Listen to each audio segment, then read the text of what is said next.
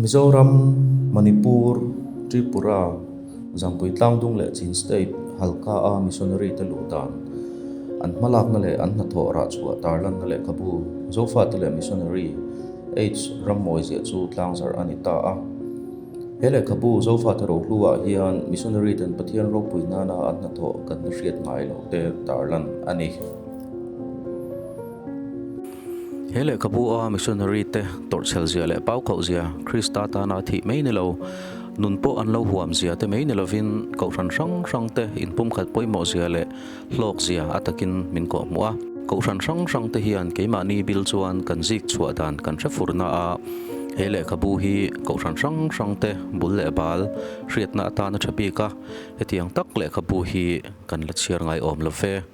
Pathianin Watkin R. Roberts saplang valat na tho mangin zofa kan chevel ram rang ami te ama be ho thele Kristarin na mun khata min chun lo za awangin zofa te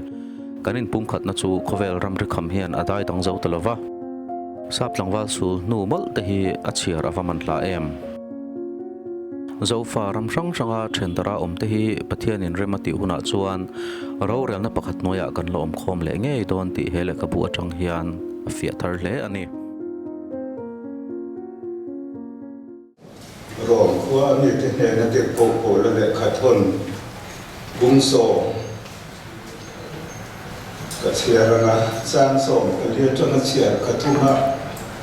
ma se te mi na bul lam I khan chiar ka le ani le ne asoi thu chuan na na ye che ka le I thin lunga po om ti na soye ni so rin na thu kan thil thin ye ni I ka in I suwa chulal ta ani ti I thana mi thizing ta ka tho ti I thin lunga din chuan chan da mi ni oma ti I mi ten thin lungi nen ringa fer na an hu thi na kai nan ta na chan dam na an bu bok thi na ni Pathian le khathu in tu ko anga ringa pia an wal pho lo bang atia ni ani le an din lo ba chu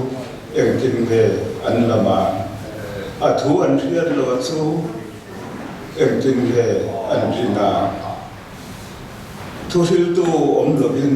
eng tin ve an thiata tir an ni lo chuan eng tin ve thu an thila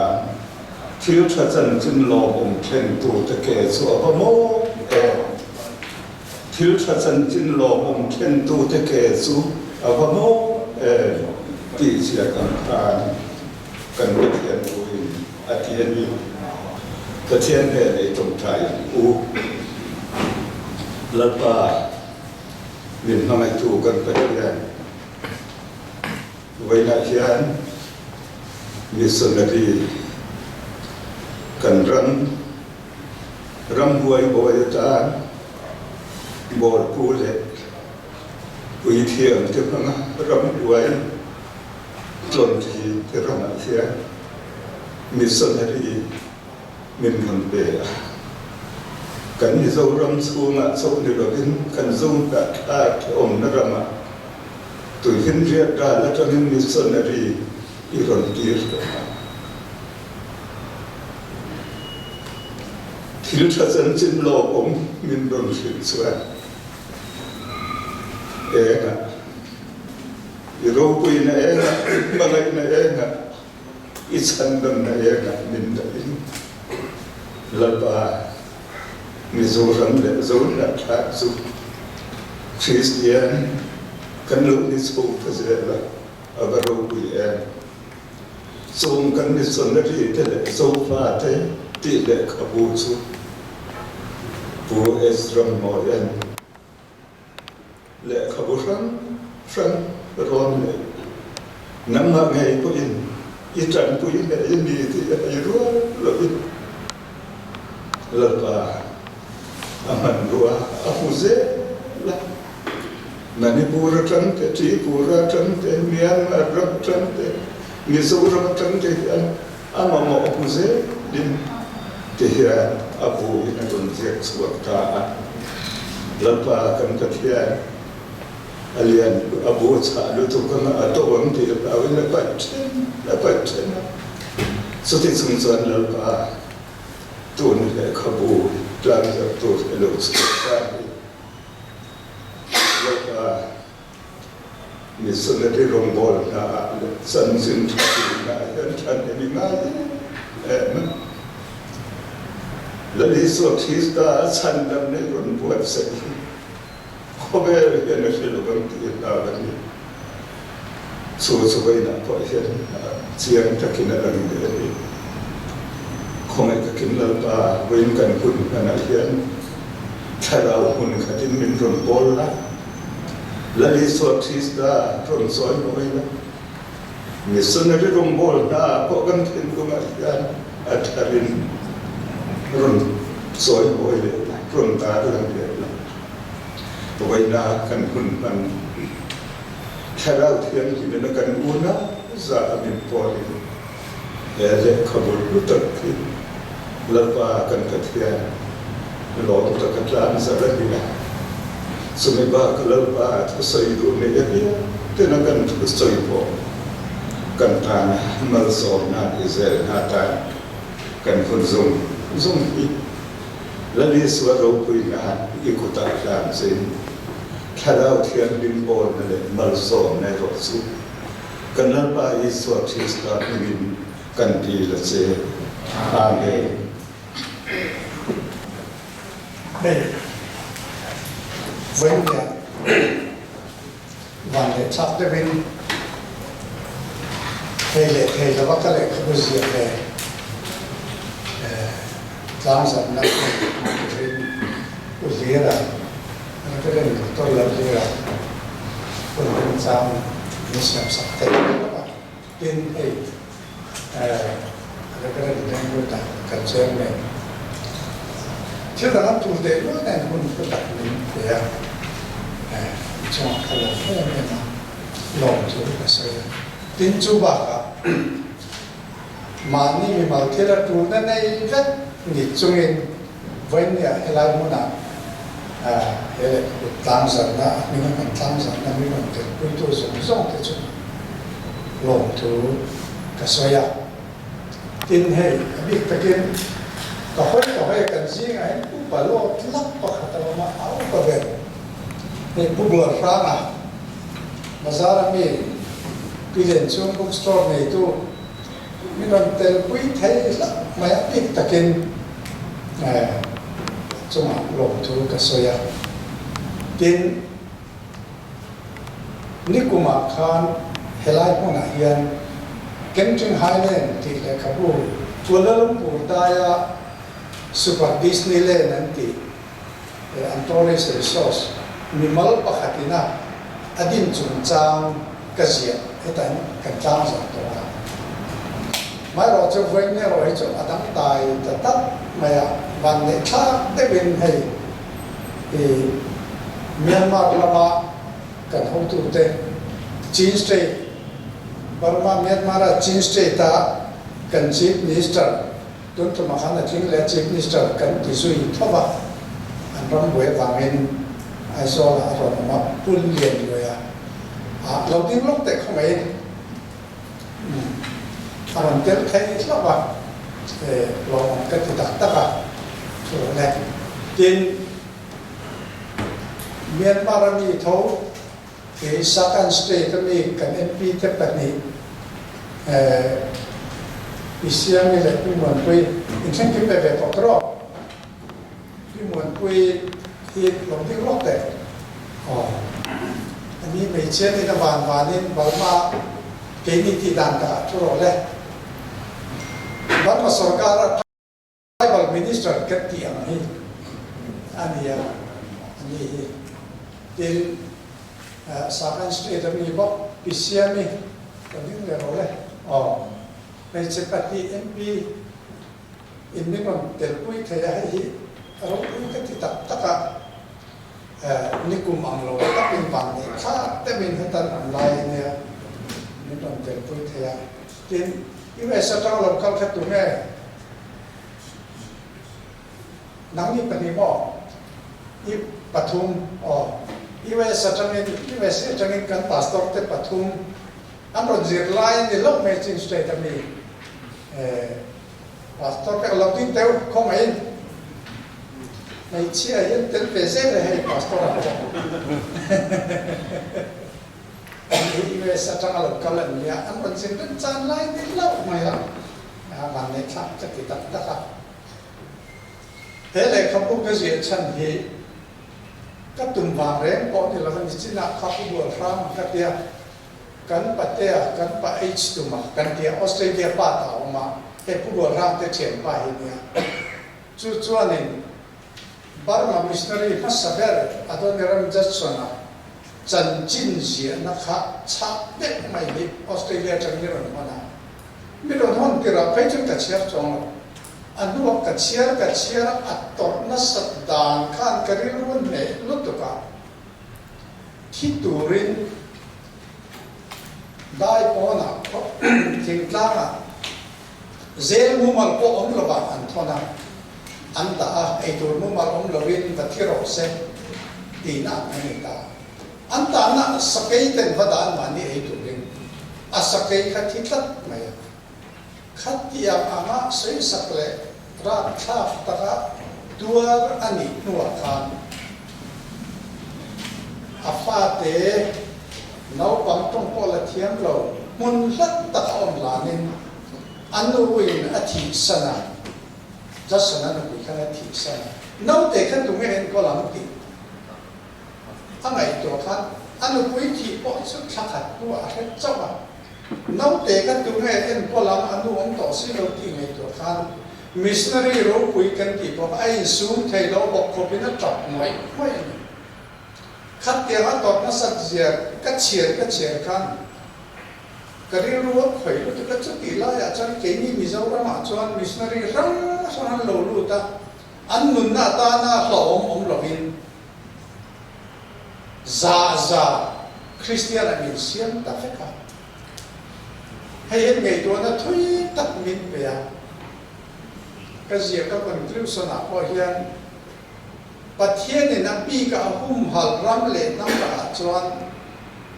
à thi thủ bộ hết tiền chú vàng chuan bát thiên tu do sarkar anh đi mua NGO anh nhớ bị bùi anh cầu rằng anh cần nghe mà bát thiên tu do cái cần pen thui chuan dâu ram hiền này bát thiên tu tu này kan man son thei ni ti ka kon clip son a ko ka ta ko ran pa ka ni lo ko ran ni ka ni lo ama ro chu ka ri ro khoi e ma ba ma e just son na chan chin ka chiar na tanga hele ka bu hi e ka zia ania atoi zon re tak ka soi lo mai ma a cha ka la wa he ka san thu mi no ka ta ke ngat na ra cái in letter 14 in cái gì à anh hẳn xua 13 in anh xua giờ thun khát lính tập tắt lâu mấy giờ ngã về tụi cái cấp này tăng ngài nghe là hey tụi kia là hiện này cái nào revise la đã chale để cái uy ông lúc tụi anh đi chơi la ya cấp bảy ta mất bây giờ tám tụi giúp khăn cái là cái đuôi là bắn lệ mà xia anh lệ khá được bắn bọc này mà sẽ có thiên thu tu ni se đây là các bộ hiền thắng thắng tên là câu phần mi tên là ta ắt thọ đấy sẽ đây là các bộ gì hết cái này thì khá cần xây qua cái xây tấm lồng mấy là hun hay là nan in phá là chúng mình phải nghe lại là có không giống cái chúng mình lồng thu xây cái lồng đấy tôi nói chuyện tôi nói cần là các bộ thì liên tục thì un taka lo review to lo share to in book review un lo an sela ngai cha ko ku chairman le helaya tat tat ro u som te kal khok te fa ki ngau pang berina review han ni thi sa om don khop maya amaro chu atir te tran khan tu Islam mo hian a manuscript khôn chụp nó sạch bé hồ ha mình lâu em bùi tiệt chẳng hạn kan thiếm lâu bên anh lâu em bùi về nộp cả cho nên bây giờ lâu kal zera hi chụp bayang cái te kan suasa sama soyang khan thì chuan các tiếng nga thể tổ pa lâu chia về tổ cái này là cái bộ khan mình thì cái bộ này nga anh lệ khabu hi voice song để bằng cái chia score đó này phải thì chuan voice hiền detail ta ka preview ka tum lova hele khabu hi page zani som hi pakhata chania ti chuan mi aron ale khaburon hi som thum pani se le khabu arona azia lo ko hi rona ma chu azia chua hi som thum pani nia chu ba ka chuan chi taka mi va biak na interview so pakhat ane ni chung som pakhat chi taka biak na changa ala kho ma chu kha structured interview ati bi ka khala ni ta chumi ni lo ko chumi tak taka beron ang ti rin oma tin ama ina aton siat le fa na sim ta ji chua ne he de ka bu hi alu chu alu bi fiu in ka ria missionary le zo fa de thir lok to ra min ro da wangin le ka bu sia tu le pathian chunga ma sai lok thu ma soi ni sela le ka bu sia khi chen khatan chu la ol sam fu ni mai thea tun tv interview ko ka mu milar tak pakhat chuan tun lockdown chu khan le ka bu panga ka sia so fatia pakhat chu ka release tu kala ne ti amaro chu le ka bu sia hi thil ol ai ani theilai mi chen khatan chuan du tui le kha tianga reference mumal tak nei te ISBN nei thap tu te hi chuan le kha bu sia ol sam lo sia hi ke point nga chung in le kha bu pakhat ka sia zo ve the cho ne chu ta ka ngai tu phei chuan who is strong boy hian ni kum lo ka Kenting Highlands Asia zo ba voi na he tianga je zo le the mai hi ro kui ka ti cho na bun hi nei lo fa diang ti hian turi reference nei da te interview song la da te kan ngai tu hian he chu research work kui tak mai ni sia he chu ani ta ga chuan mi zo le ka bro thing big da khom na da tu chi nin ka sia chu bang chuan he le ka bu hi puan lak ta mai lo ni ti hi koina ka soi du ni he le ka bu hian thon thu soi thiam big ani na hi author azia tu hian pho chuak le maya missionary chanchin te chu ka hetla pui to lo tin ke po in ti chiar ve to tak khan aron ka chiar ke chuan ka chiar ni ama ro chu ta hian lo ni ko zong lu me ka han chiar ka no pan lai ka pi thin lang ate mual zawa ta che te chanchin thiam taka min silang mai khan thon thu ngai nom big lai li mai mangin kan ril ru le ngai tu ana min thuai sau sawa kan ril ru kha an chou phut thate te an let phut thate te chu ta le dur that taka chuan kan chin chia tur le kan history ni poi mo le von reng tur chi kha atu ta ngau mai ni chu pui taka ni chu lai skill la chu le khuzia thiam bi storyteller thabik ani na lolan na kan chiar do ni soicha phalchi ni rowa san chu sa ko bin spoiler ala an tiang deuh hian tuna kalau soicha chuan angai nom na tu lai kha abo wang ti lawa abu chung thu kan lo khatianga thir lo khan tia soicha kha ti chia ngai rowa thin pu de te pa chia ngai lai le nui var chia tu te underline ngau tu chi te kan lo thai che zo palang pi alo omani abung bul tana nichina an soi andon ramjat chana chamchin lung chia tha tak awang khan le khabu phek malam ichia una chuan imi tuin i le khabu phek malam kha chia zo mai the amaro chu kharong bol ne na hong zel phek nung lama khan a result ichia thlen huna chuan lunglu isaranga ifi uive le fiau le si do ne he le khabu hian missionary te to chel sia le pau khau sia Krista ta na thi mai ni lo nun po an lo huam sia te chu mai po ni lovin ko sang sang te in pum khat poi mo zia le lok zia takin min po wa ko sang te hian ke ma ni bil chuan ke ma ni chep anti-rat salvation te presbyterian te roman catholic te chuan ke ma ni bil chu hian missionary chanchin zia na bu chu kan nei furani ama ero chu he le khabu hi chu ko sang te bulle bal ria na ta na chabi ka ko sang te bulle bal le Mizoram lo in nante ulu takin chipchia takin aron chuya chuan ko shankara puwa indum ruana thlen thei le kan history kan bulle bal kuluk zoka Mizo Christian te olsam taka kan chiar thei pura ko kan bulbal min ron da chu sakhi adu ti ang tak le khabu hi ge chuan kala chiar ngai mi alo ni sarwi chanchina hian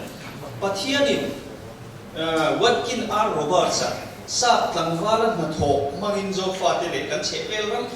sanga omte ama be ho thele Kristarin na mun khatamin chum lu zawangin zo fate kan in pum khat na chu khovel ram ri kham hian adai dan zo tarwa sa tlangwala sulhu mol te hi chairman lani han chiar maula sa tlangwala hi kan misori te jinga kan thela ho ber ni si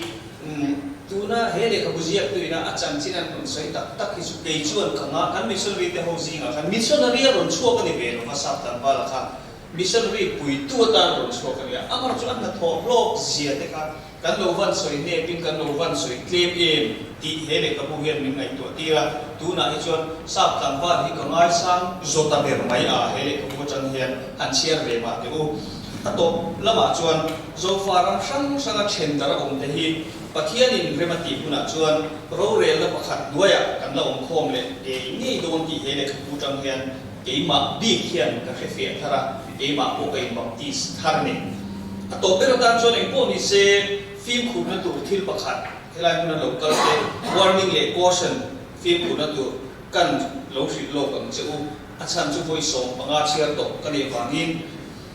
ka thir lok na chu ti hian kan do bange hele khabui chiar don chuan hun ol ineim ki ngai to ma san che ikeu to chuan i khup phal to don si ra pa kalome lo mure mai ke khan min thup sak ke puan phal lo tam thak kha abua kan ke do na ni khatia oi son le pa na ya chia chua pa kham lu ta kha an yu tu na ari yu ta missionary te le zo fa te ti le khabu chu tu na hian tlang zar na bun an lo mang to na reverend doctor si la hira an so manga tlang zar na le thu si na bun lo mang a ro se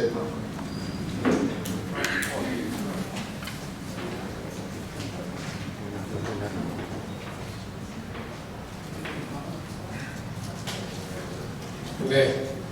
buổi sáng mồi để khảo diệt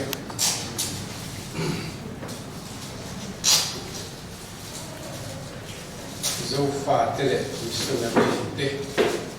missionary tê lệ dấu pha tê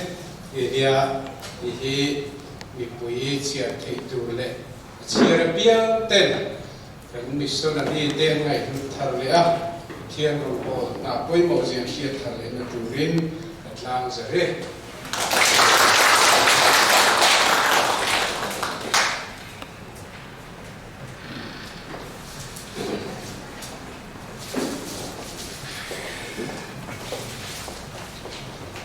le uzemen bena soi na bun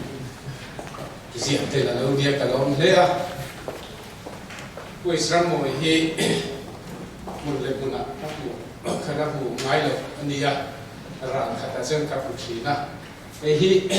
milar te ko hi ka te ko lo milar te ko ni se ma kin ka se lo wa chiat ka lo wa lo thina sino moderator a kum khat kan changa so mi chung chon ka ring lo te bin ron leng dunia tia office ron leng na han ti ya ye le khabu tang sa tu hian in be se ya sinon moderator tra ma to ma khan ti kan han tu tra nga ma se kan chief minister to min deu chi kha zin sửa deu ve ta tlut ma ya a shloi mai bok sia de ri lama an liam chata an zu sam rei ta bok sia atu angin le ki poina kalau base angin kun mang thi ta ba maro chu hei poina eng pati tu dang kan nei to lo buna hun thol taka kun kan nei le thi lawa alo mong ka ti le ya il tam ta karo chu sei tur kan nei lo ba le khabu hi min han ko chiar lo te dia sayang khan kan chui zual wang lai May Chatrama September Tatsum Zonka Committee King Lovin Kan Oma October Chatrangin Kan Committee Lom Zonka Kan Nuk Khoma Sungovang Tesuan Le Kachia Nakun Vang Khom Mai Tin Committee Saito Ni Ve Vangin Reitat Le Kha Kachia Theilava Suan Lam Kha Kan Nei Chario Maya Ha Ron Sai Bong Tu Khan chia ra bị cha cũng thiêm đấy mà ya can mu chin cũng bị cũng thum lệ tia can phê rồi hiện trong bị mất bộ khan ngày nô mà mai rồi chứ mà ba ai sọc nó sẽ đấy thung à thì chỉ nào rồi sợi dốc cả quay một lai lên ngày nôm lai từ các bài tập trước mà ya tiền đấy rồi nó bị hình như ai để xin nó đi sẽ là xả lên nó mới đi rồi thì lại đó dia cái định tia chú tế chú kan in pat deva amai ro chu khati chu khan atang kai lai le kan missionary te rong bol na ani le kha te ba ka poi mo lai kha aro ta je in ka sia chung te chu ti ngai nam tu le in cái research ki tu hi kan ma to khop mai university te ti ma ni kan lo le ta ka hian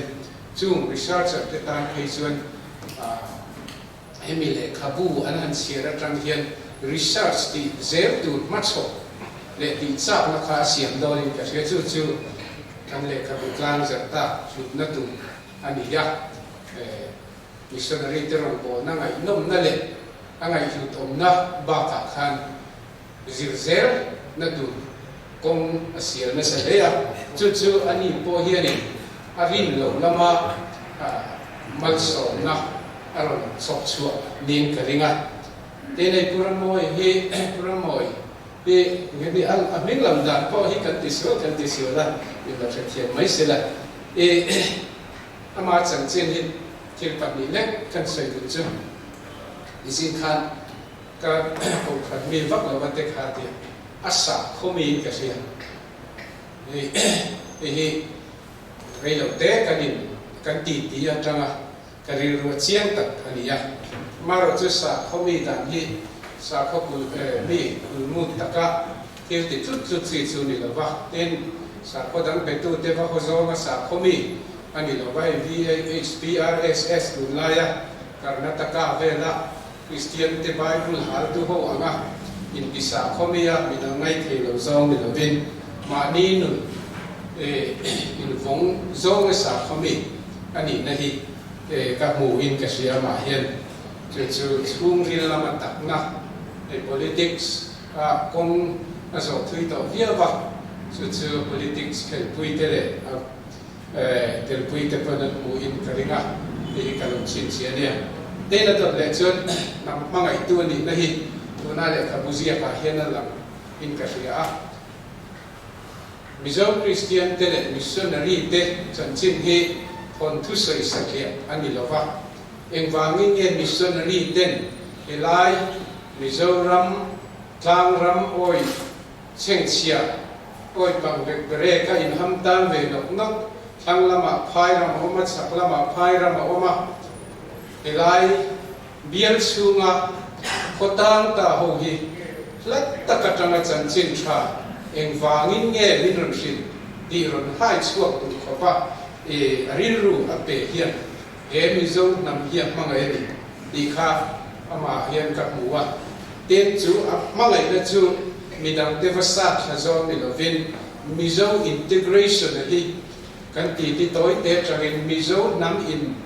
phong khom na le in kwa khom hi ari rualia le a chu a khohir a thir po nin ka sia a hi na sa zo kin soi war le se tha point ka sia a kan nam kan han ti hian trong frang te dai le frang te kan nei ve theu ma se at nam anga kan za om na tu le kan lian tak pui tak kamin mu the na tu chuan khang zong kan nu khoma kan in ku khom la hi a poi mo ani hi ke poi ka ri ro lo lian ve tak ani ya kan ti kha a in ku phian ma ya chu la ya chuan miso integration hi kan om na chu khoi po ni se in min tu ka ni se na USA chana lo ka te khan lo le nga kan bangla kan ti ya chu ta po chen ko se mang de ba sam phai ko nga kan ti te mizo hi kan la independent ang ti hi ngai tu na hian na lian viu chu mizo kan ti chu kan trong a sanga kan ti le pu te ko sakna sanga ti zo na kan in hiar chuan om zia khan ni vak lo nga mizo kan ni na hian ke ni po kan tel ve kan ni an ni po kan telan an telani ya in pom ton na in pom than na akha kan ri ruwa den chuan puram mo ya ri ruwa lian anga alen chuan chu be se na le hir na chu a lo thing ang di hi ke kalaring ve fana hun thu chu tu man kan sei ke lo wa an dam chu nga til theng tu nge ki na kan tu le fa te a an ka seng tu di lama chu thu san mi ta se la kha ri ru lian tak pom enga ni pom zau thei tak ri ru kha nei chabi lam chuan puram mo ya hian kan political vision le kan political game kan play china po hi a huam za wanga a thira thuyanga la ya amasa ka soi sa khomi na ne Christian ring ru ne ka kal tlang se chuan kan ram kal mang hi kadang lam dor thei teringa chu tiang ang kan nem ngai na le ring ru pumi mizo te nam anga câu chua kan ni na chan chin tha le chu chan chin tha hril tu te chan chin aron zia ki alo om le ya voina le khabu kan tlang za te wa hian lo tu ka ni